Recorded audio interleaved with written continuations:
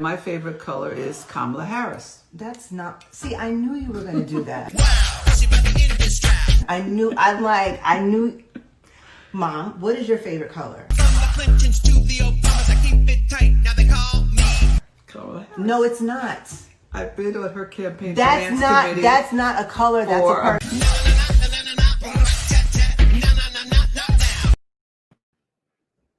Hi. All right. Hey, hi, it's Imani. Look who's excited. I was just asking my mom. I was like, yo, did Kamala go on tour? Like, did you get all her like merchandise?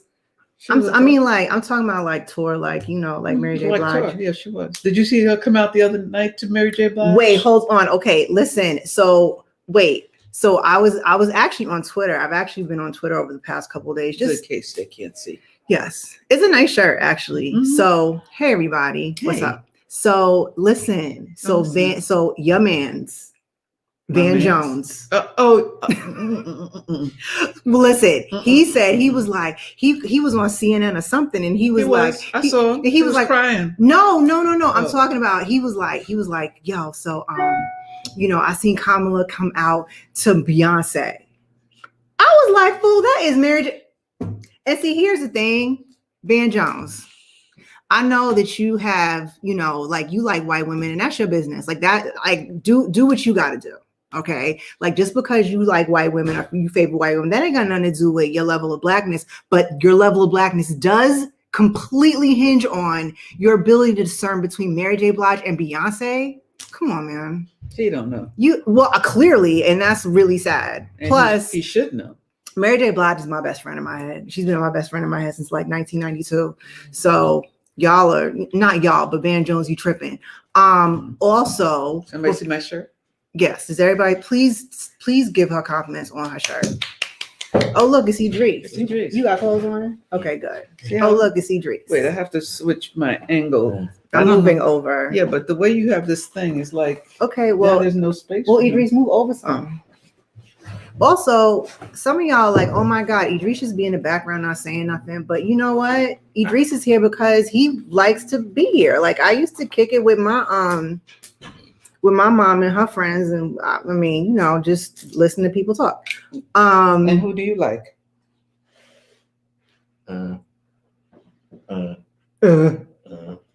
It's Kamala. Kamala. Yeah.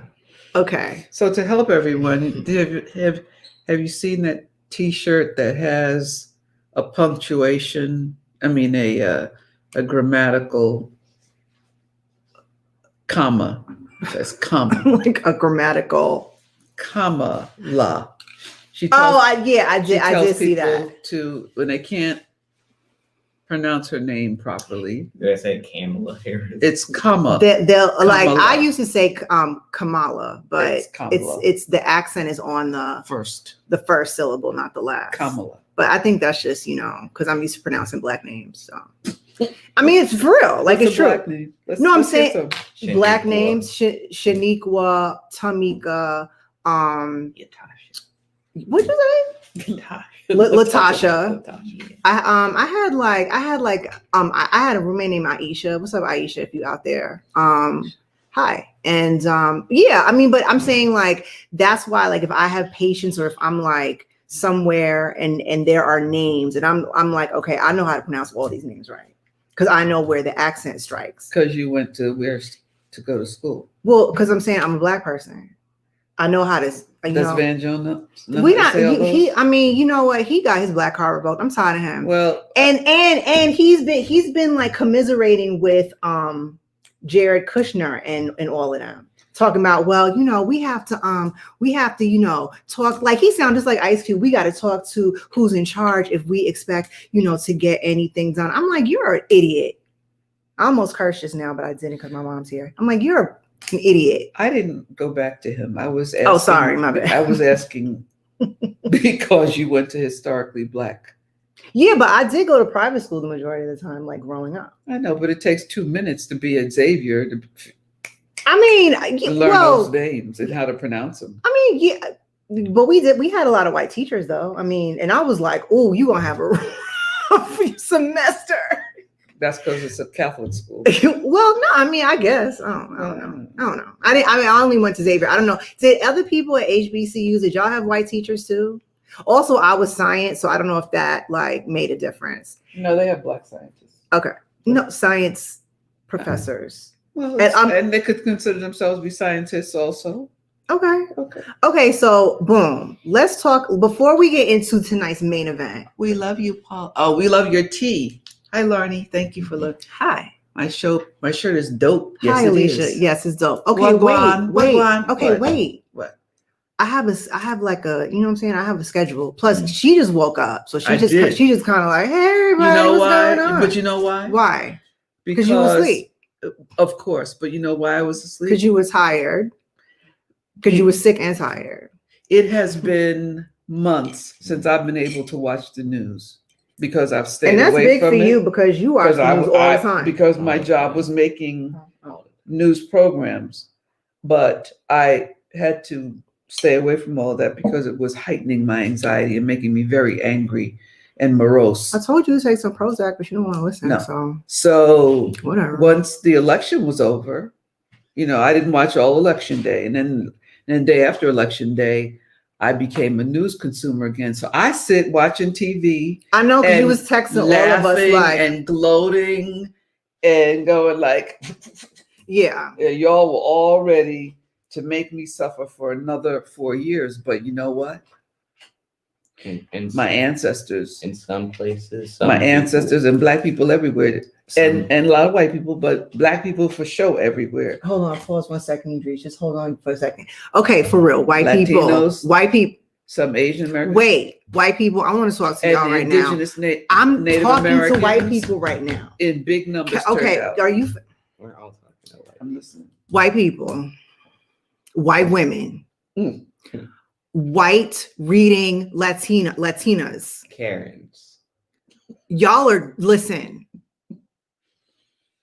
Y'all really okay.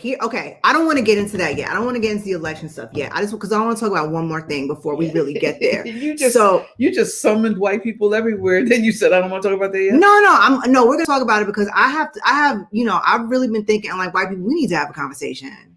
Like we're going to get there. Is that what Van Jones was saying about having conversations with white people? I don't know was he telling us that we need to bridge the gap or be nice to them or something? I listen. Yeah, because I don't listen I don't to him. know. I haven't. As soon as he started sobbing election night, I turned. I was like, you know what? I can't. Herb. And then all over, the next day, white newscasters were showing it as to validate. I'm saying. Look at how emotional we can be. Look at how... excuse me, Mr.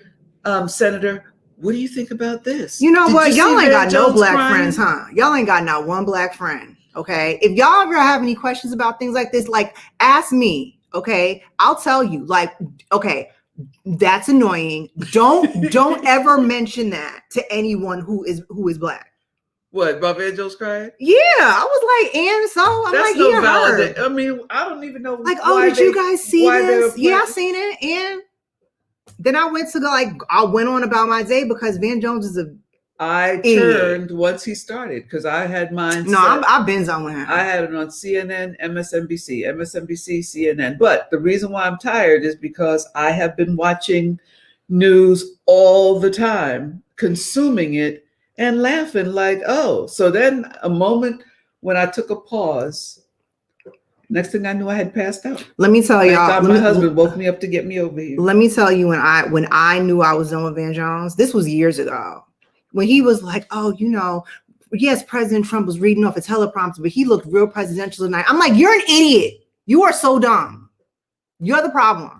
Anyway, sorry. Idris, what would you gonna say? I'm gonna say that Trump supporters in some places were saying opposite things from other places. What were they saying? That some were saying stop the count. Others saying continue to count. Trump supporters were saying stop the count in the states where he was losing. Yeah. and count the legal votes in the states where he was winning or something. Let me tell you, God is real. Because listen, I woke up on Saturday and I thought Pennsylvania was going to go to Trump, and I figured Georgia would go to Trump too. And I woke up and I was like, look at all these black people. Look at what we did. You cannot listen. Y'all cannot fade us. Stacey Abrams. I mean, y'all cannot fade. Y'all listen. When it comes to Black people and Black women especially, and you know what? Real quick, Black men. Your percentage points jump by 10% from what I understand. As far as voting for Trump, all y'all ADOSs out there, and I'm talking to you, you all are tripping. Stop it. You sound dumb. You don't have your facts straight. You sound stupid. Anyway. So you know when I'm gonna go back to Van Jones for 30 seconds. 30 seconds, I'm tired of him. He got some attention from me when I thought you meant died. like literally when Prince died. When Prince died, because he came out and talked about how Did he cry again? He said that it wasn't really him who was the one funding Black Boys Code, Black Girls Code. Mm-hmm. It was really Prince. Mm-hmm. And now that Prince was gone, he was revealing, and I know that to be the case because Prince had me go and to Clarence Avon's house. Clarence Avon, yeah, right? the Black Godfather. I told him I was going over there because Clarence was. Look at you going to old people's houses and stuff. I don't like to go to people's houses. I know you don't. That's why I was like, look at you. I went to Clarence Avon's house because he was having a fundraiser, a small group of people come over. He said, because we got to write checks for who? The Gina 6. Remember the Gina 6? Yes, I do. Right. So we had to write checks to pay for the legal. Right. So it was a legal fund. And I was at Prince's house and mentioned to him that I was going to be going over to Clarence Avon's. He said, what for it? I said, well, for the Gina 6. He said, I want to give $50,000, but I don't want them to know it's Did his me. eyes look nice when he said it? Because Prince's eyes always look nice. always look nice. Oh my God. His eyeliner is impeccable. It was. Awesome. It was impeccable. Did he have a mole like you? It was like right here. Yeah. I didn't try to pick his off. Thanks. So anyway. Bye. Bye. So anyway, Prince told me he didn't want anyone to know it was from him. Mm-hmm. So I talked to Clarence Avon and told him. And by the way, what's up, Phil? I don't know if in the past Clarence was doing that, although I'm sure he did. But when this was after Johnny Cochran passed. Mm-hmm. So Johnny, who I love dearly, my friend.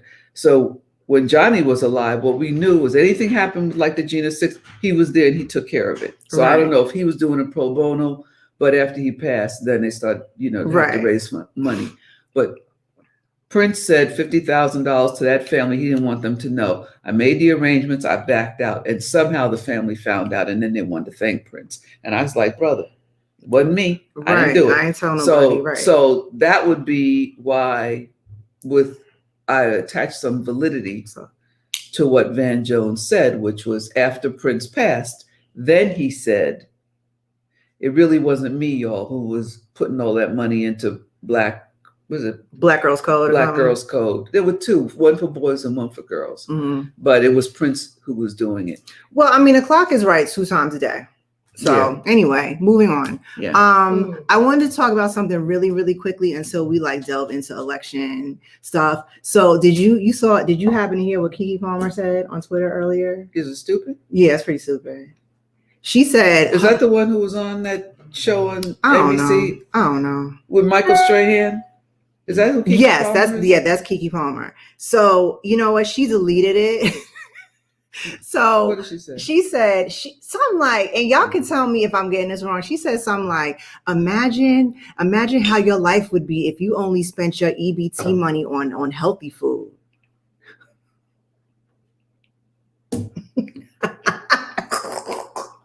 Are you okay? I was like, Keke Palmer, you sound stupid as hell. First of all, I mean, I don't know you personally, but that's dumb. Oh, poor child. I had gotten up, I think sometime around 9 a.m. this morning. It had been up for 4 hours. And I was like, Keke, come on, girl. There's got to be an opportunity for people to expand their Black friend circle. I'm like, who are these people? Like, whose mans is these? Like, for real. I'm like, I don't understand. Like, whose mans is these? This is stupid. And Keke Palmer, I mean, she seemed hella cool. I know Asha told, like, they're really cool. They're tight. But I'm just like, girl, She, you know what? She probably gonna be like, oh, somebody hacked my account or whatever. Does she think that? I don't know. Does she think that Black people have the majority of, you know? Number one. And let's talk about Dave Chappelle on SNL on Saturday because he killed it. Oh. He killed it. Did you say he and I have the same birthday? Y'all have the same birthday, my God. which explains so much. Exactly. I love Dave Chappelle. It explains so much. He don't play? No. He does not. There's play. one thing. I'm so energized. You are energized. There's one thing Dave Chappelle said that I think a lot of people miss. It was an awesome monologue. And he didn't even curse at anything. You can find it. You got to find it. You got to watch it. So, but one of the things that he said, and I was like, like straight to the heart. He said, you know, I can't even say anything true without it being followed by a punchline. It's true. And that, to me, sums up at least some of the Black experience in this country. Well, it was funny that there was laughter and applause when he said the reason why we don't have school shootings as a good thing. Because all these white people got locked up. He said, in no, the house. murderous.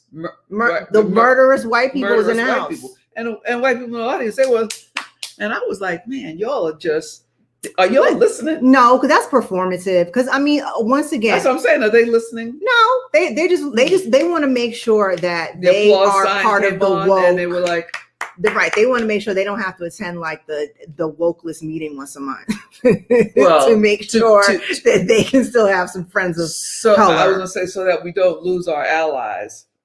The ones who are truly our allies. Why would we lose them if it pertains to you? That's if it don't pertain to you, it don't pertain to you. I pause so that we make sure that we recognize that it's not everybody. It's not. And I've had this was a while ago. I want to say this was like a few years ago. I remember I used to be on Facebook a lot more, like as myself, as Imani.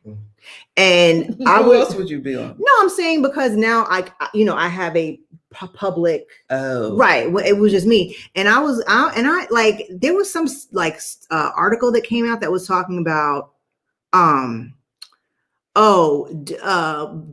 that Black people don't really have a lot of friends that are outside of their racial designation, and the same thing for white people. And I was like, well, I mean, I went to private school with a lot of white folks, and we cool, and they never said anything stupid. And if they did, I checked them. And I've never really had an issue with that. But I mean, I know that, not everybody feels comfortable checking people.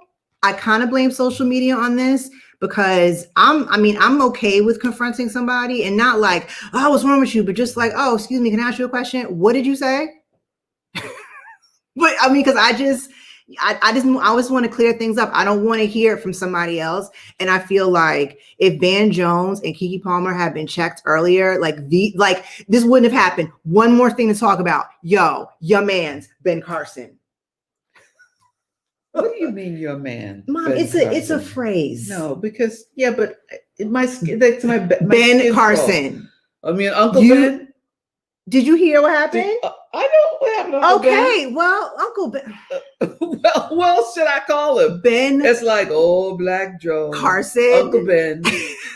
Poe Herman. I mean, okay, first of all, Dave Chappelle said on put them all in the same bucket. Dave Chappelle said on SNL, he said Chris Christie was in the ICU because Chris Christie had all the things that COVID finds delicious.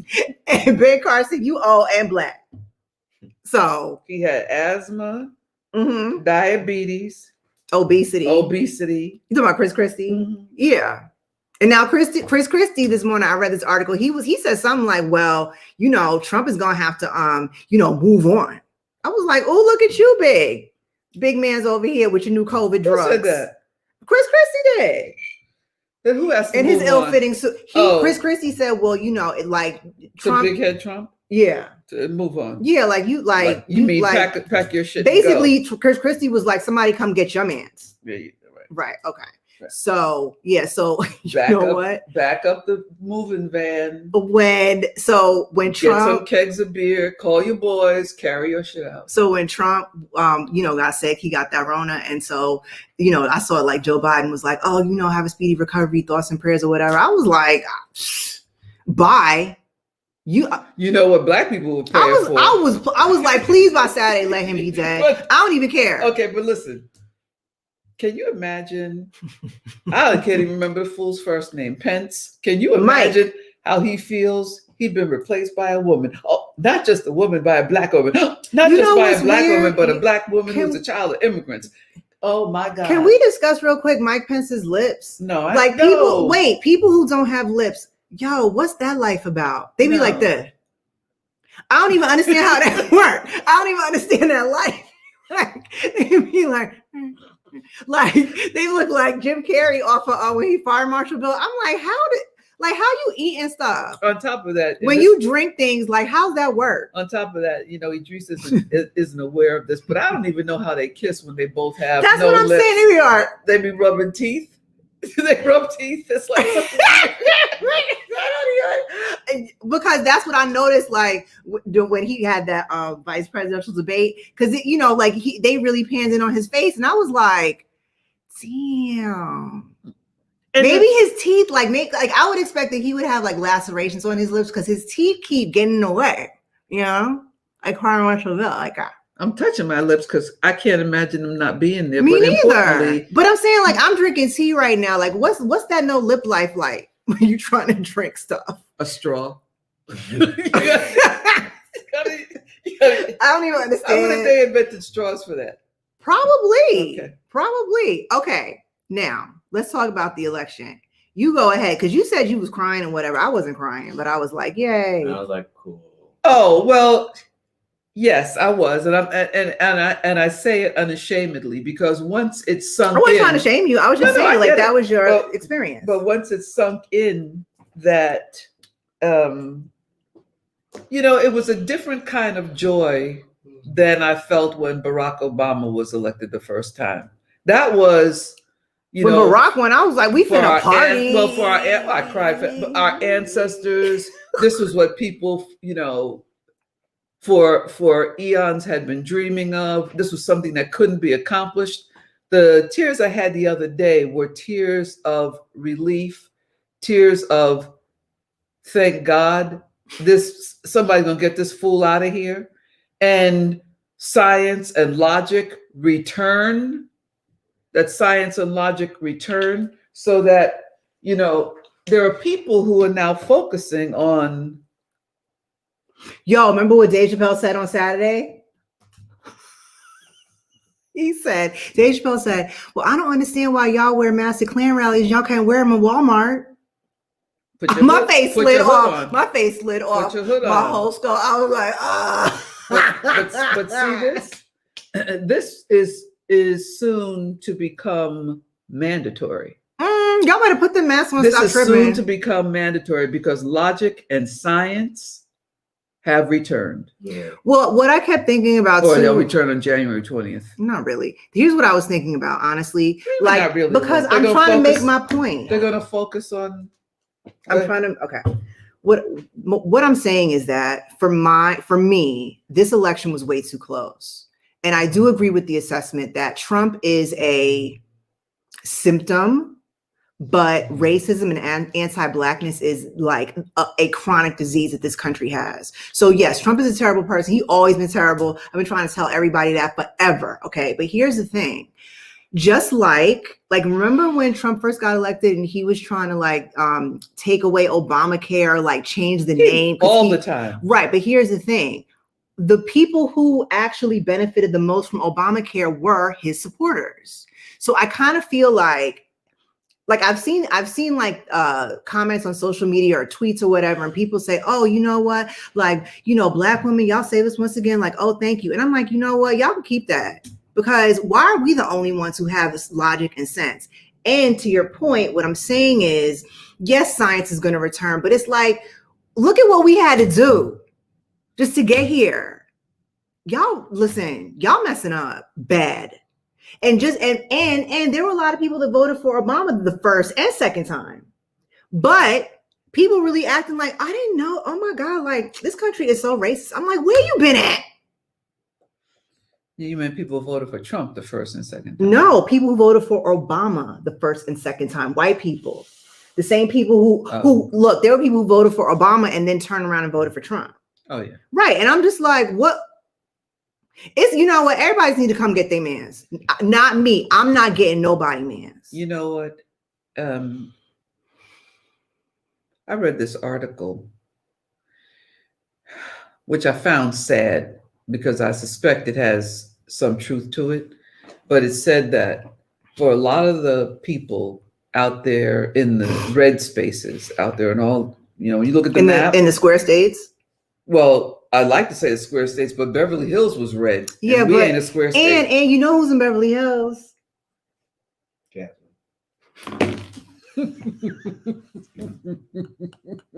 And Leah's in Beverly Hills too. Beverly Hills has a large Armenian population. Well, they're Persian. It's a huge you know what? I'm Persian. sorry, my Armenian. bad. Sorry, my bad. Right. Yes, they're Armenians Persian. are in a large Glendale population. Yes, that's correct. Right. Sorry. Yes, a large Iranian population. But it kind of goes along with white reading Latinos or Latinas. I'm sorry, I don't know how to pronounce Latinx. Latinx. Is that how you do it? Okay. Because I had a conversation with somebody last week and I was like, yo, I don't mean to seem like rude and I'm not Latina, but can you please explain to me like what's up? Like what's up with your manses collectively? So he basically said like, look, when it comes to especially Central American countries and Cuba. Yeah, no, we're not gonna. Or, but no, by the but way, what, by the way, I want to say I have friends who are Cuban who voted. I just want to finish for Biden. Okay. Okay. What I'm saying, what he said to me was, you have to consider the role of Catholicism in a lot of Central American cultures. You have to factor in anti-abortion, but also the fact that the police and military are in a lot of ways revered. Right. And so when it's kind of like, when immigrants come over here, like voluntary immigrants versus involuntary immigrants, like Black people. And it's like, oh, well, voluntary immigrants will be like, oh, you know what? Like, well, I got over here. I pulled myself up by my bootstraps. And, I don't want y'all other immigrants coming over here and messing up my good time. There's probably. That's so trite. There's probably this many Black people in Arizona. Okay. So. No, here's the point. Okay. About this many Black people in Arizona.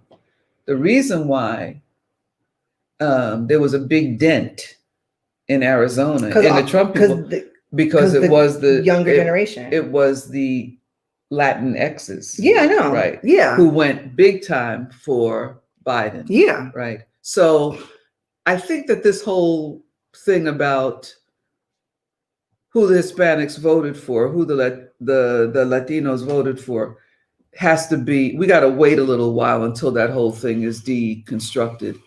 Because remember not in the beginning, but right before Election Day, 17% of Black men were going to be voting for Trump. I don't think it was that high.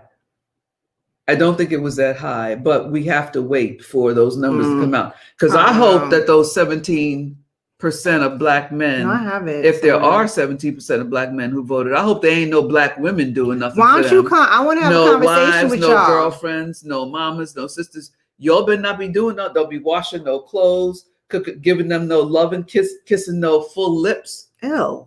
Go let them find. I just want to have a real, like all of y'all who's confused or voted for Trump, come hit me up. I just want to have a real quick conversation with you real quick. What, you gonna beat their ass? Yes. I mean, and at least I'm being honest, like, come holler at me. You know what I'm saying? Also, I saw Kojo's Tropicals said, my man's free for anyone who needs an extra. But yeah, I mean, if y'all want, if you need help, I'll settle your problem for you, is what I'm saying. You gonna beat theirs? Yeah. Okay. Like, I'm not, like, the stakes are too high for people to be having wayward opinions. I'm done. Like, y'all, anyway. Okay. So I want to give a shout out. Yes, go ahead. I want to give a shout out to Brown Estates Winery, the only Black. Oh, Nakia told me. Nakia, if you Is it my turn? Wait, no, my friend Nakia told me to tell you that she was on a thing. The fundraiser. Yeah, I think so. Something like that. So that's good. Nakia, thank you so much. Nakia. So Brown Estate Winery is the only Black owned winery in Napa, and our family actually distributes their wine in China and Hong Kong. But the point of this is that about a week before the election, a fundraiser that I organized for a virtual wine tasting done by Coral Brown of Brown Estate And I invited people to first donate at least $500 to the Biden-Harris campaign. Mm-hmm. And then they could spend about $100 or so to get these 3 bottles of wine. And we had a virtual wine tasting on Zoom, and like 100 people signed up. I maxed out my Zoom, and what's that? $50,000? Well, see, at least $500. Some people did more. So I actually raised close to $66,000 at one. Wow, look at event. you! But here's what I'm saying. We're gonna have a celebratory one, and I'm sorry, all y'all can't come because I don't have the 9,000 person Zoom. I got 100 person Zoom, but all the people who came to the last one and some other people who were supposed to make it, we're gonna do. But y'all gonna be getting an email inviting you. I'm not asking you to donate $500 in advance this time, but I am saying think about donating it to the Senate race in Georgia. Because we got to get those seats in Georgia. If we get them 2 seats in Georgia, it's going to be a whole different world. Okay, let me say real quick about the Senate Hi, races. Pat Jordan. Hi, Pat. Pat was on there too, along with her wonderful husband, Jack. Hi, Pat. I just want to, and her daughter Alexa. Was Alexa on there? I just want to talk real quick about. Are you leaving? I'm tired. Okay, bye. Bye. Okay, so I just want to talk real quick about you. Yo, have you heard about Lindsey Graham and him calling himself Lady G? I mean, I'm not making this up. It's like this is months old. I think I have heard that because he voted. He got a private little thing going on. He voted against an LGBTQI law, and they outed him. And the male prostitutes of DC were like, "You see, y'all talking about Lady G? He got that thing on his booty. I know exactly who that is. I know exactly who y'all talking about." So all y'all who voted for Lady G, okay, all of y'all who voted for Turtle, what's his name? Mitch McConnell's wife. What's up? With the Chinese woman. How's that work? How's that going on? He ain't got not one lip. He has not one. I mean, he has no lip. It is so like every time I see him, I'm like, damn, you like a turtle. But he got a goozle. And I'm like, oh my God, you got double whammy, yo. He got all this it's all down, and then it's like a turkey goozle. Actually, it's you who came up with that. It is when she was little. Yeah, she used to call that fat that hangs down from people's faces a goozle. Here's what happened. I asked my dad at the time. I was like, you see white people and they old and they got that thing. I was like, what's that called? He was like, oh, that's a goozle. So that's what I've been calling it. I guess because when I was short, so I was like, at that level, and I was like, this is making me hungry for some chicken skin. Anyway. Wow. Yeah. Well, they sell chicken skin. Like I buy it sometimes. I know, but how you look at that and have that make you think about chicken skin? I mean, because before you cook it. But yeah, you don't want to think about that and then chop it on something. Do black people have goozles? I don't think so. No, because we got it tight. They're supposed to be like exercises that you do like this.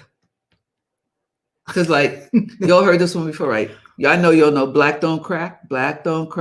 And what's the other one? Raquel Lynn, who is another Chinese Jamaican, like Asian don't raisin. Black don't crack and Asian don't raisin.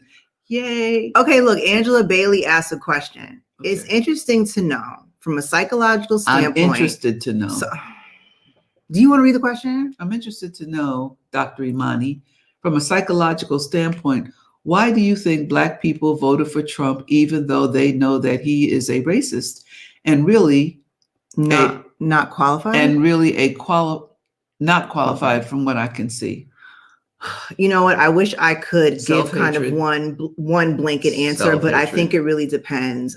Yes, it is self-hatred. It does have to do with black people not having knowledge of self. It also has to do with the fact that there are some black people I'm learning who, I mean, as I get older, because I grew up with knowledge of self. I don't know that the other side of that coin, but I think a lot of it has to do with the fact that we are told by media, by everybody in this particular country, in this culture, that black folks are less than. And so I think some Black people are just like, fine, like I give up. Okay, I give up. Like, yeah, I'm less than. I just want to kick it. I just want to have the approval of white people. And that's very strange to me. So yes, in a nutshell, it's self-hatred. I think it can change depending on your country of origin, because some people, are Black, but they didn't necessarily weren't born or grew up here. But as far as the black people that are in this country, their mothers could have told them that people are jealous of you because they're not you. Right, which is what helped me. So Dr. Pat Jordan, my girl, who was my freshman counselor at Vassar, says for $60, you can upgrade Zoom to 500 participants for a month. So here's what I'm going to do. I'm going to pay $60. Look at you. Look at that. I didn't even know that. I'm going to pay $60. Right. And all y'all here who want to join this amazing Bring Your Mans. It's going to be called Bring Your Mans. No, it's not. Fundraiser. No, it's Why? not. That's a great name. You have yours saying that. I'm not into Bring that. Your Mans. No. To this fundraiser. So. And your Tims. If you find me on Instagram. Okay. Or Facebook. I'm at I don't know. Paula Madison 1. I'm Paula Madison 1 on Facebook. Oh, also, her name is not Pamela. Yeah, my name's not Pamela. It's not Pam. It's not Pam. It's not. It's not Pam. It's not. On Instagram, I'm P.A. Madison, which is why some of you think my name is Pam. It's not. It's Paula. And if you write to me there, I will invite you to Bring Your Mans, the wine tasting celebration where we're going to have bubbly. So yeah, so there. It's going to be the weekend after Thanksgiving because it's Thanksgiving weekend. Why? Because we giving thanks. Okay, listen. So this is my favorite time of year. Okay, because we're post Halloween. I don't like Halloween like that.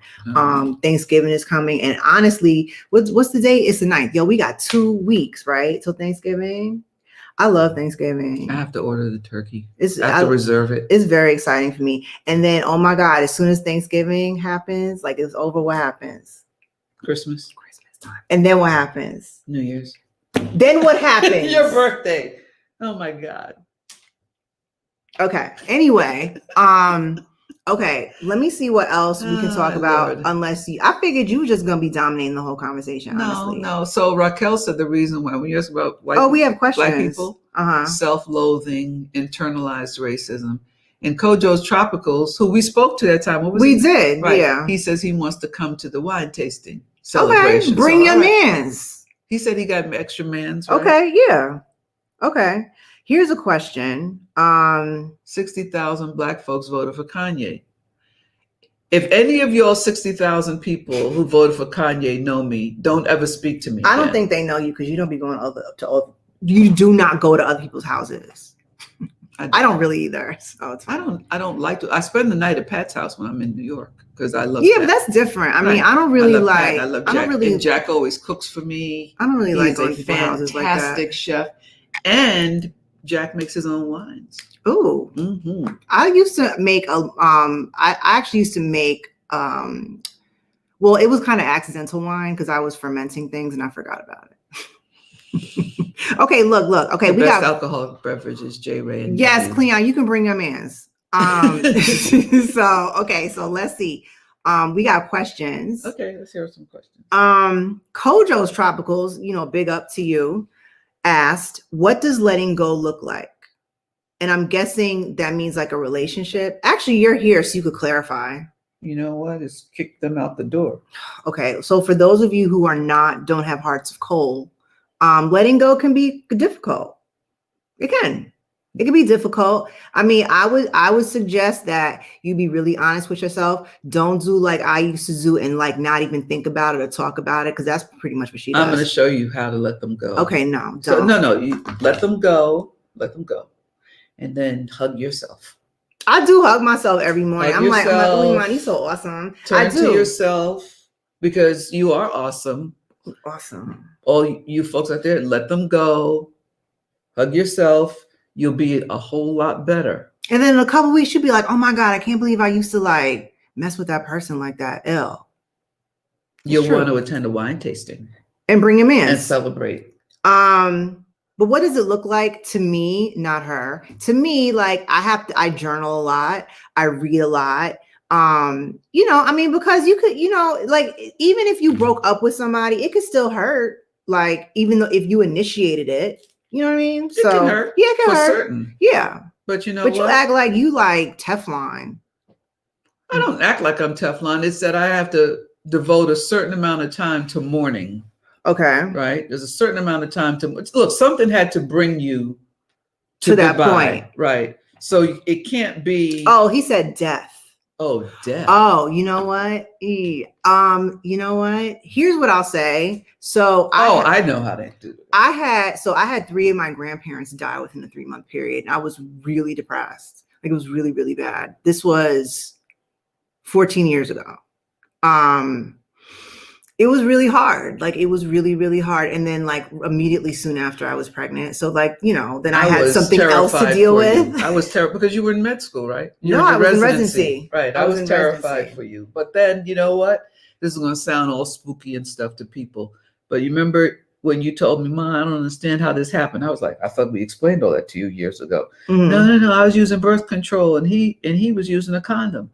And I said, well, that sexual act occurred right after the day my grandmother died. Right after I told you that I got pregnant, grandma basically. had died, and that you and he was the first weekend you were spending together. No, it wasn't. The weekend 2 weeks before you began to spend together. Yeah. But I asked you to fly with your grandmother to Chicago, remember? So you had to shorten that, and you got sick. Did I? You had a really bad cold right after that. But anyway, so you all were using multiple forms of contraception and you got pregnant. And I said to you, your grandmother gave you that baby. And then Idris came out highly yellow just like and looked her. just like my grandma. The whole bottom of his mouth, his face is just like my mother's. And then what happened if he was about 9 months old, 8 or 9 months old, and you were walking somewhere and some random person came up to you and stopped you, a woman, and said, your grandmother talks to your son in the middle of the night when you're asleep? Yeah, I do remember that. Yeah. You said, Ma, some woman came up to me and said, Grandma talks to Idris in the middle of the night while I'm asleep. It's like, what does that mean? And I said, it means that that's what's happening and that she sent that woman to let you know that and not to be scared. But then recently, like during our family Zoom meetings, when my cousin told me that my grandma talks to her and basically berates her because she doesn't keep the houses clean or something like that. Like she's loading the dishwasher wrong, which is very grandma. That's very much my mother. Yes. So I guess Kojo's Tropicals, the best way to tell, like you don't really ever get over it. Yes, you had a joy brought to you. Yes, but you don't really get over it. Yeah, you just learn how to fit it within the context of your life. Well, that's what I do. I go at it a different way. So the story I just told about my mother, and I just said it's going to sound kind of spooky to some of y'all. I'm a believer in as long as the person had a very strong spirit, a very strong soul, and people say that person's name with love and admiration, they never really die, right? They're on like nerd. They're on a different plane. No one ever really dies. They're in a different dimension, a different plane.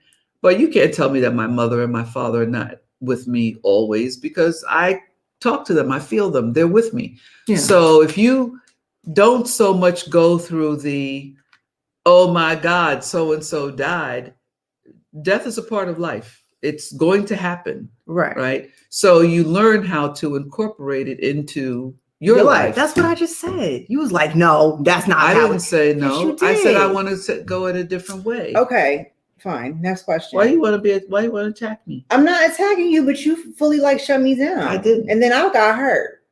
I really didn't. Anyway. I was going to say too bad for you. Okay. Toughen up. Okay, so look, K Anthony 8 from Instagram asked, what do you think about high functioning anxiety? This is a good question. A doctor told me I had it in grad school. My mom has high functioning anxiety, so maybe you want to talk about that. And she doesn't listen to anybody, including me. And she's like, my anxiety makes me a better person, and it doesn't. It doesn't. You know what? not everybody's going to handle things the way I handle them. You But mean by yelling at people?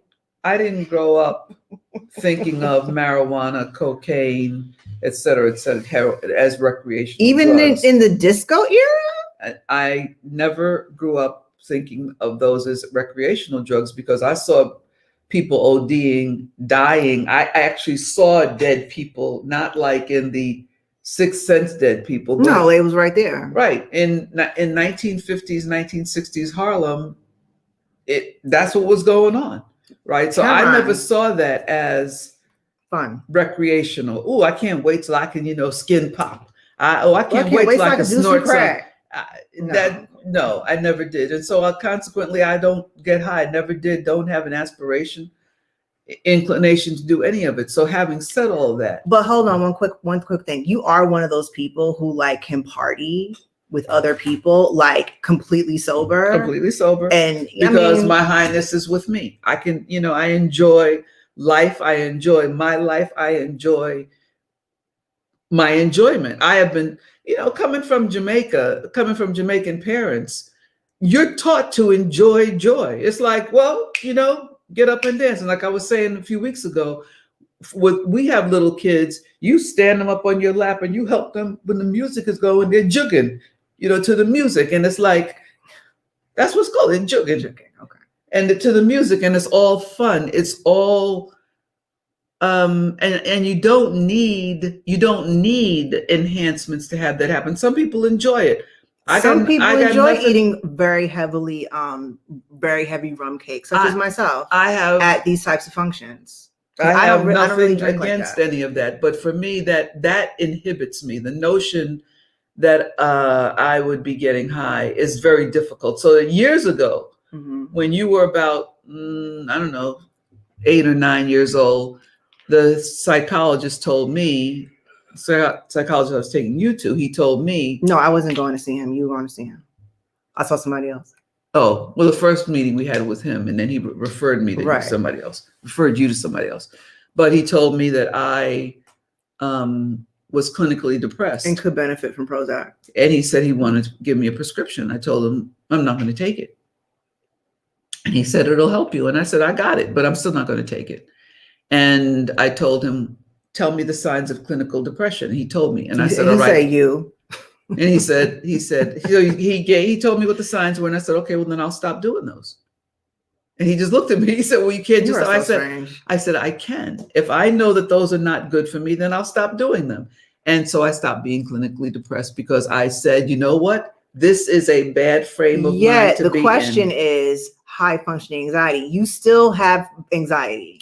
I do, but as you said when you introduced my high functioning anxiety, is that I said it makes me better. Right. But I really don't want to champion that notion. So oh no, I'm saying it's me. Listen, depression. My grandmother sends messages to my dad through my dreams. Yes. Is that Alicia? That's Alicia. That's good. I have anxiety and I also have depression. It is the one thing I noticed when I first started taking an antidepressant, which happens to be Prozac, is that my mood got better, my depression got better. But the one thing that kind of hung around was anxiety. And I used to believe that, like my mom said, oh, anxiety makes me better. But it actually really, it makes you better in the sense that you're always on edge, oh God, okay. And in my line of work, I would be in the shower thinking about medication changes I wanted to make, once I got to work. And I realize now that I don't need to do that.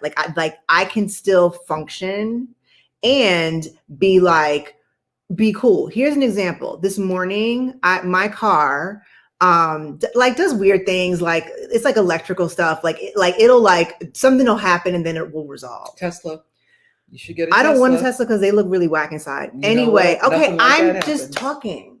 I'm trying to save you. So anyway, my point is that Teslas look whack inside. Anyway, I have a Mercedes, and in any case, I went to the gas station and I went to, open up the gas door and you push on it on my car and it wouldn't open, right? So I was like, oh, this is whack. So I looked at YouTube. I was at the gas station. Then I was like, whatever.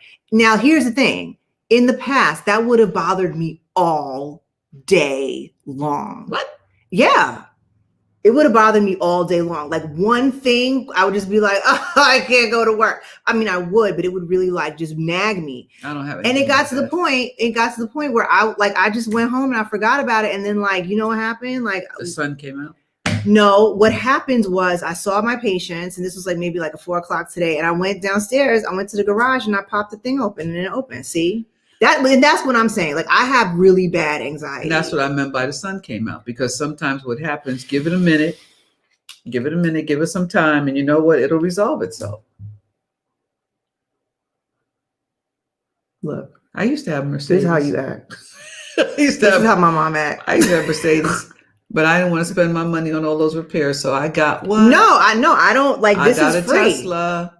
They look like Saturns. They look like Saturns inside. I can't really mess with them. I plug my car into my house, and the house gets it from the sun.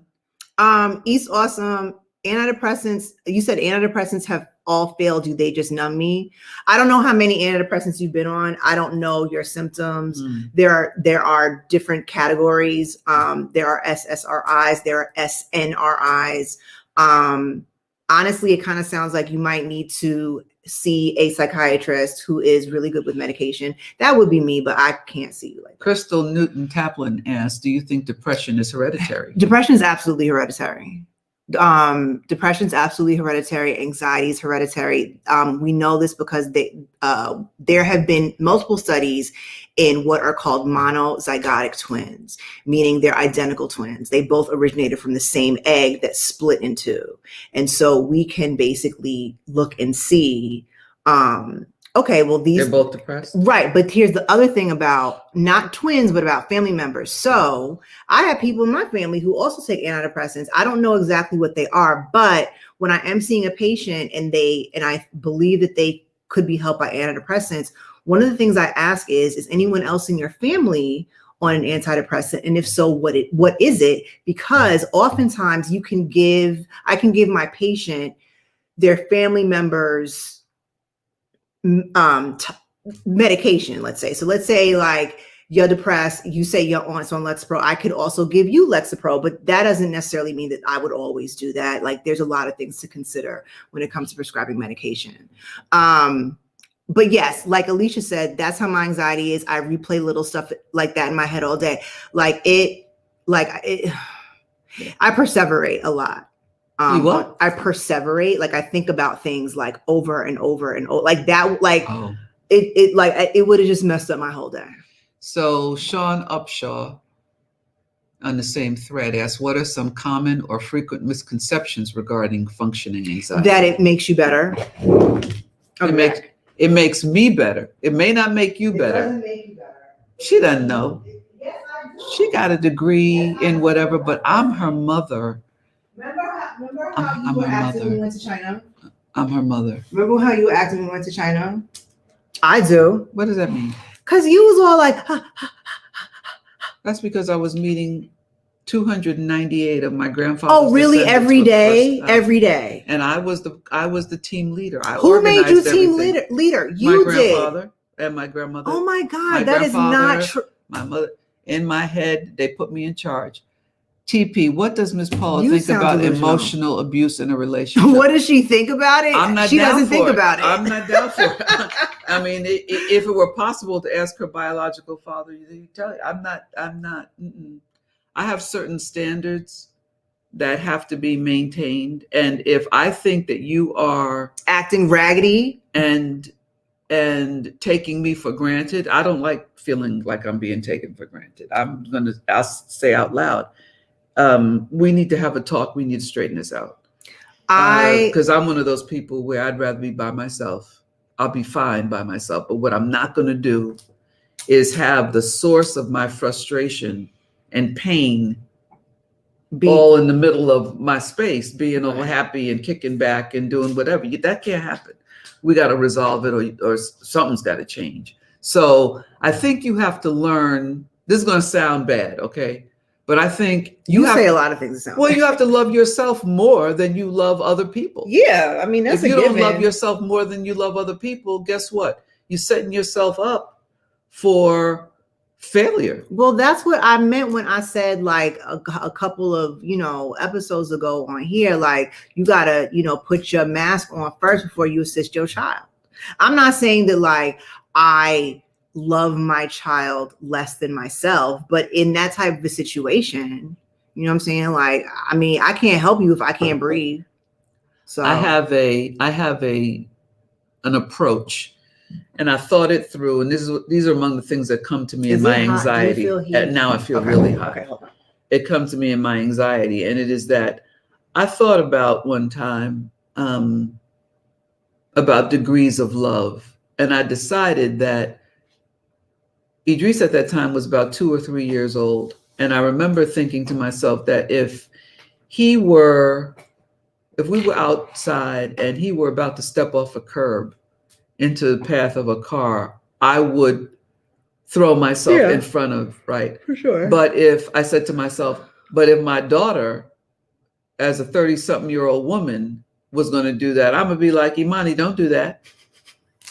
Okay, you know what? No, the end. Okay, you know what? Listen, No. Because listen, because I stopped mattering to you when Idris was born. If it was my husband, and I'll say this, it's situational. No, this is your show. You are what? I am not. If I'm 45, 50, and you're 50, and you're 50 years old, and we're walking along, and you say, I'm sad. I'm gonna step in front of that bus. I'm not gonna step in front of the bus first to keep it from hitting you. No, you're not. No, I'm not.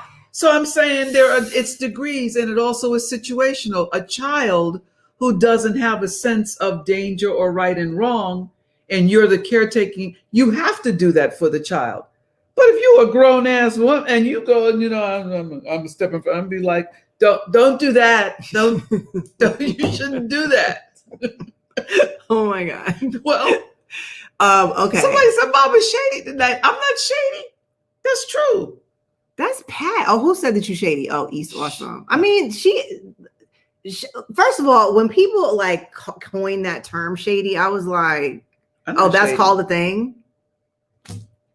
I mean, I wasn't shady tonight. Oh, yeah, but you shady in general. Like that's just in general. Oh, okay. Okay. Well, nobody asked me, but I will say that I do have the same. I do have the same opinion, but about what? That I can do bad by myself, but because of my personal issues, sometimes it has taken me longer in the past to let relationships go.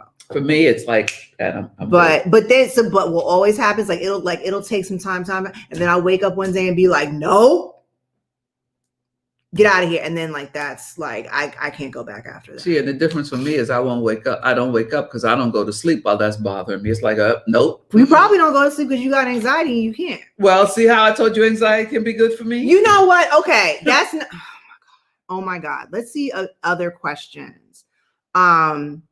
What? Hold on. Oh, here's a question from Crystal Newton Taplin. Yes, that was her on there too. Oh, hi. Okay, hi. Will either of you take a COVID vaccine? Not first. I won't be the first. I'm cool. I will let, yes, the answer is yes. But you know what? I apologize. However, I have to bring up the Tuskegee experiment. Yeah, I'm not. I have to bring up Johns Hopkins Medical School scouring the streets late at night for Black people who were poor. And recently, the women who got their uteruses kidnapped and taken from them by the uterus collector. Now, granted, economically, I'm not in certain, lower ends of the spectrum, but let's talk about how no matter how economically set Black women still have a high mortality rate. High mortality rate, childbirth, all of that. So I'm not going to be among the first. I'm okay with remaining in quarantine long enough to watch, Well, plus you like being in the house anyway. Let's find some people with no lips and start with them. What if you get the COVID vaccine and then your lips disintegrate? Okay. Will I still be Black? Well, yeah, but you know who doesn't have an upper lip? I realized this the other day. Lester Holt. Lester. Oh no. He was talking and I was like, you got that Rihanna forehead and your upper lip is like absent. He's Jamaican. He is. He has a white wife. Oh, and Lester. His son married a white woman too. So they may be used to their teeth touching. Oh my God.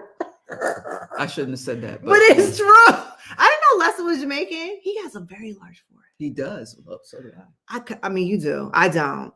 You don't. But yeah, But man. you don't have, your forehead goes all the way back here. It really doesn't. Anyway, big up to you, Lester Holt, because you've been hosting nightly news for a long time. Right. And you know what, Lester, I've been really thinking about what you could do with your whole hairline situation. I don't really think this, like, because I was like, maybe he should shave his head, but he got like a Homer Simpson situation. So you know David Ushery in New York. Who's that? So David is the brother who's the anchor of local of NBC. I haven't watched Channel 4 in a long time. David is very fair skinned, and his hair started going, like it does, and he shaved his head years ago. Right. And David just got a big job, so it looks like they're setting him up to when the time comes to replace Chuck Scarborough, who is the big. Exactly. I love Chuck Scarborough. Shouts out to Chuck Scarborough. He was always real nice to me. And Sue Simmons, who was my Sue girl, Simmons, but she's not there anymore. All right, she died, right? She did not. I thought she did. No, stop. Oh, she left. I'm so sorry. They left. They invited her. I'm so sorry. They retired the black woman. I'm so sorry. And they kept the white man. You were always really nice. Okay. But anyway, wait. Let me tell you a quick story. No, I'm not done. So David Ushery shaved his head, and he's getting the big job. So shave your head. So the message to what's his name? Lester Holt. The message to Lester is Lester, go ahead and shave it off. But it's Mom, it's big though. You know what? It's like Homer Simpson. But that little bit of hair that you're trying to hang on. But it starts like right here. It looks funny. It kind of looked like, what was that movie? The movie about like the last emperor. Yeah, the Qing Dynasty. Right, and their hair used to start here, and I was like, maybe he could get like a bang. Maybe he should just shave it. This is what I was going to say real quick. Shout out to Chuck Scarborough, because after I got my master's in tropical medicine / parasitology from Tulane, I was right in front of 30 Rock doing something. I don't know what I was doing. Were you hanging out with your waiting for your mother, or for that boyfriend you used to have?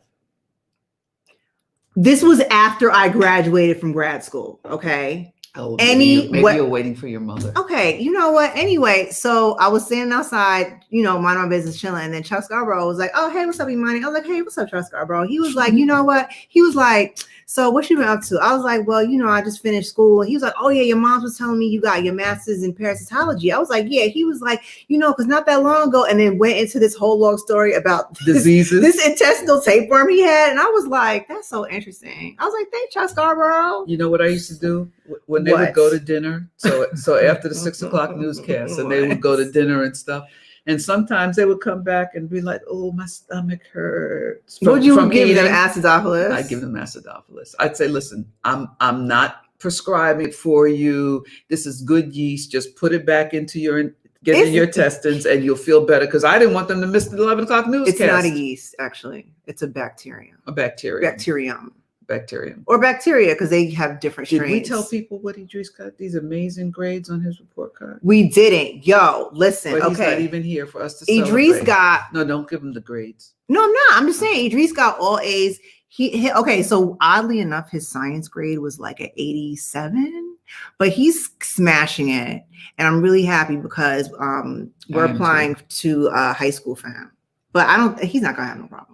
Listen. What happened? East Awesome. Oh Lord, shaking my head. I just looked up a before and after of David Ushery. I have no idea who David Ushery is. Wait, is he light skinned? I said that he's very light. Does he kind of look like Latino? He does. Oh, he lost his hair. Well, a lot of black people lose their hair. No, I know. I'm just playing. Okay, let's answer one more question. Hey, okay, I'm gonna talk about seasonal affective disorder really quickly. Okay, I have that. You do? I do. That's why I can't. That's why you act like that? Well, that's why as long as I live here, I'm good. But when I was in New York, I used to go through stuff. Yeah, because you used to yell at people. when we lived in Syracuse, it was like being in hell. I get it here when it gets cloudy, honestly. That's why we can't live over by the beach. I like Venice though. Because that whole June gloom time is miserable. No, it's miserable. Okay, so let me tell y'all real quick. What was I about to say? Oh, seasonal affective disorder. I'm gonna get a picture of David Ushery. My podcast last week, I believe, had to do with seasonal affective disorder. Let me look it up real quick. But here's the thing. One of the things that I mentioned on that show, on that episode is, oh yeah, but you know what? He looks decent. He looks decent. That's David Ushery. So I remember him. All y'all New Yorkers, you'll know who he is. So he's a down brother. He's a good guy. So listen, so I said on my podcast last week, I was like, yo, the thing about seasonal affective disorder is you got to treat sunshine like it's currency. So like even today, I went and sat outside in my backyard for like soak up the sun. Yeah, for like 10 minutes. I was eating something. I forgot what I was eating. But a pear. But yeah, you got to treat it like currency, because when I first moved from New Orleans back to New York, and I had been used to 5 years of being able to see the sun and feel the sun. And then I went from that to working in like Manhattan on like 23rd Street. And I was like, oh my God, I can't do this. Like, this is so, and I had to get used to like the cold again, like my ears and stuff. Anyway, my point is, you got to treat sunshine like currency. So if you can't get enough sunshine, you can always go on Amazon or whatever and get one of those light boxes. And you can like expose yourself to that light, because it really helps. I never had one of those, but I do. You should get one. I do. No, I don't. My house is all glass, and you should still get one. I recommend that people go into the sun, find a spot to sit down, put your head back, and close your eyes, and just what if you're in New York or something? Having the sun on your eyelids while they're closed, and it envelops you in all of this sort of warm orangey red. But right? What if you live in New York or something? That's what I'm saying. Like you can get a light box, like for seasonal affective disorder, right? Yeah. Okay. But I'm talking about the importance of having a dose of sunshine. Vitamin D. We are a sun people. Remember that. We are some people. Okay. David Ushery's family is from Dominica. Oh, yeah. David Ushery equals broke man's Jeffrey Wright. Don't talk about Jeffrey Wright like that. Who said that? He's awesome. I love Jeffrey Wright. I do too. I love him. Oh, I love him. I rarely even go up to these celebrities, actors, and speak. I love him. But I saw him and I went to him and I said, so listen, you don't know me and it's okay. But I said, I just want to tell you, so much. How much I admire your work. He's awesome. He picks great. Remember when he was in Basquiat? That was I love that movie. Oh my God. I love that movie. So what is seasonal affective disorder? Tisha Jackson. What is that? Is that our cousin Tisha? Tisha and Tasha? I don't know. Tisha, if that's you, say something. From Louisville, let us know. If that's Aunt Mandy's granddaughter, is that Aunt Mandy's granddaughter? I don't know. So Aunt Mandy is Bobby and Ronald's mother. Okay. It's the Madison family. Okay. I think that's Tisha. Okay. Katisha, what's seasonal affective disorder? It essentially is depression that is brought about by the slow but sometimes abrupt change in sunlight between summer into fall and winter. So you got to be really careful about that. I've definitely experienced it. Like people in Seattle. There are God. In Seattle. Well, my best friend Shazik, when she was moving to Seattle, I was like, girl, I don't know. I was like, that's a terrible idea. But every time I ever went to Seattle, it never rained. I've been to Seattle maybe 7 or 8 times. I went twice, and I was like, oh, she said yes. Hi, Tisha. Hi.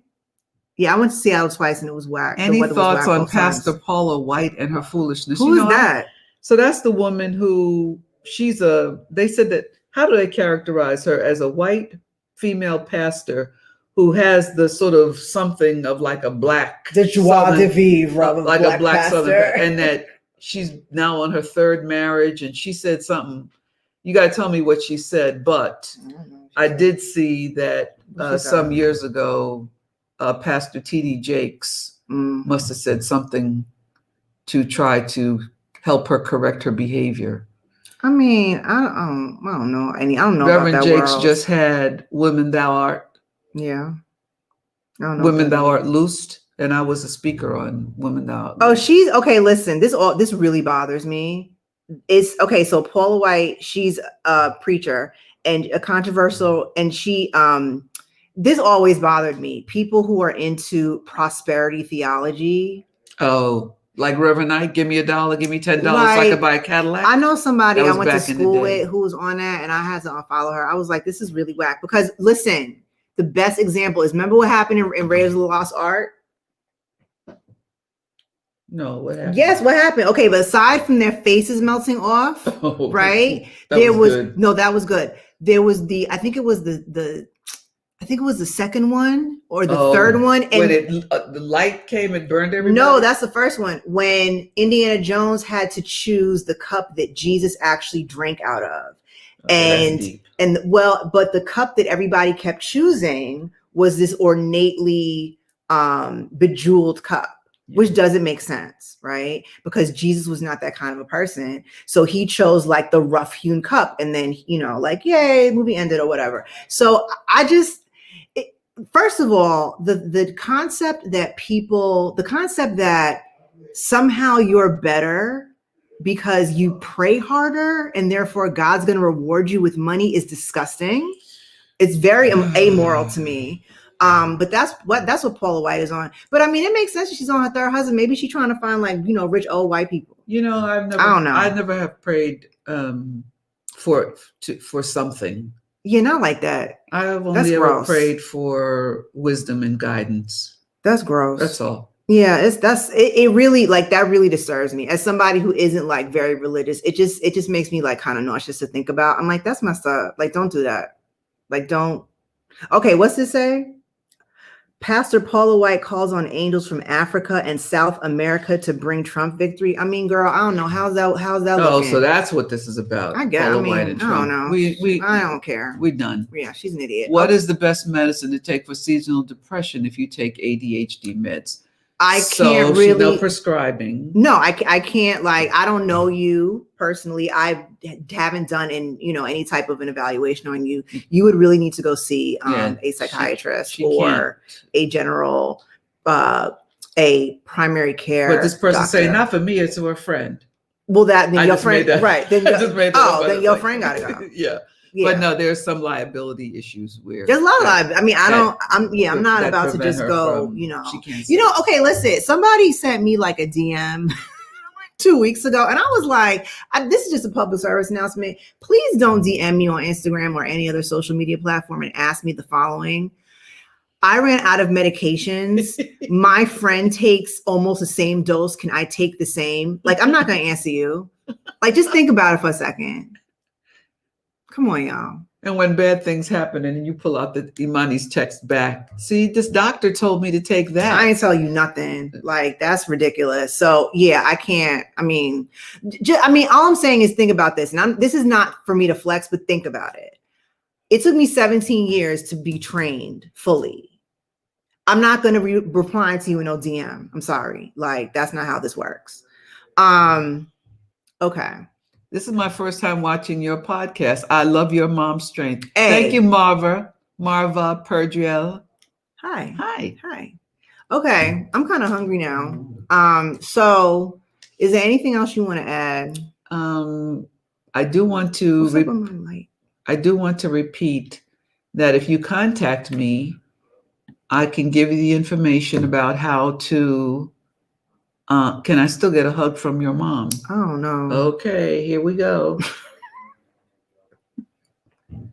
My mom's not a hugger. I'm not a hugger. But I mean, like, you tried though. I did. No, I'm saying I'm saying both of y'all did. Well, listen, let me be clear about that. If you see me out in the street, don't try to hug me. People, right? Don't do that. That scares me. But if I'm at a place and we're talking and chatting and whatever, we're saying goodbye, or if you're one of my many sorors of Delta Sigma Theta Sorority Incorporated. Yeah, I don't know about that life, so you can put that down.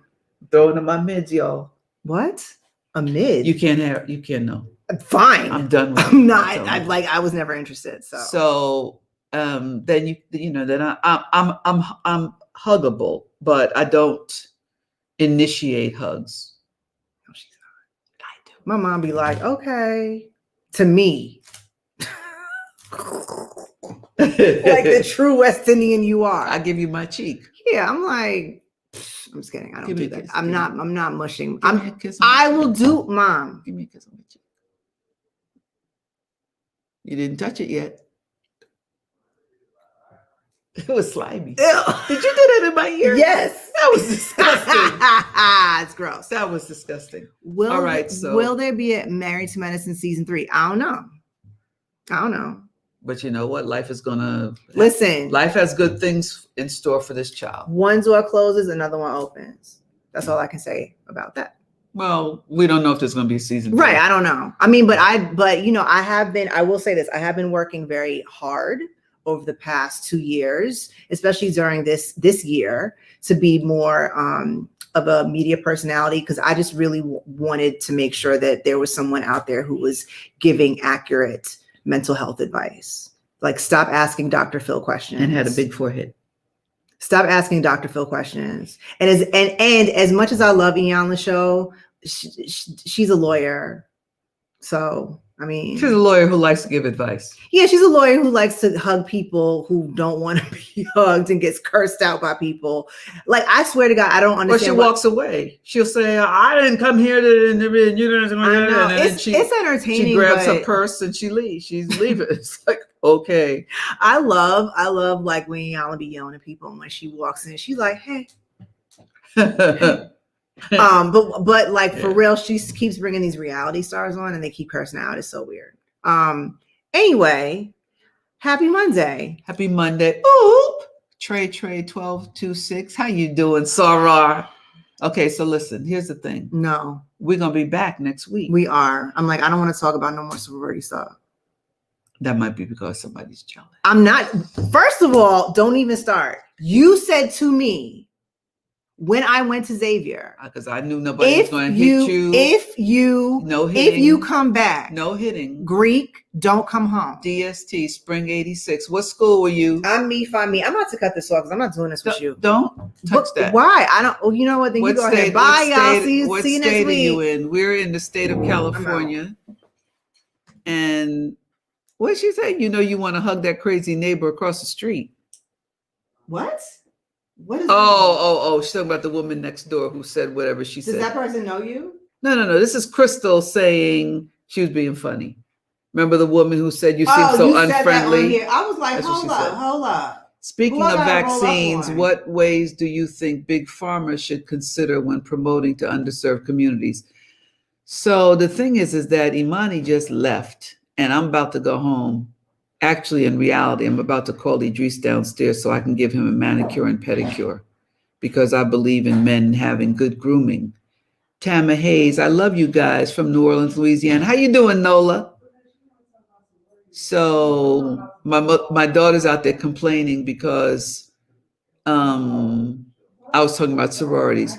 I'm honorary 2013, so that's the centennial. The honorary Centennial 6. My line sisters are Lisa Jackson of Apple. She used to be the head of the EPA. Are you done? What are you doing? I'm going to cut this off. This is my computer. Angela Bassett was my line sister. Okay, bye, y'all. But anyway, what medical school did you go to? Me? Mm-hmm. I didn't go to medical school. I went to New York College of Osteopathic Medicine on NYIT's campus in Old Westbury. And we're about to say goodnight, but I'm just saying that move. When you see Idris next time, you'll notice how nicely manicured he is. Good thing I have another see you next hand. week. Bye.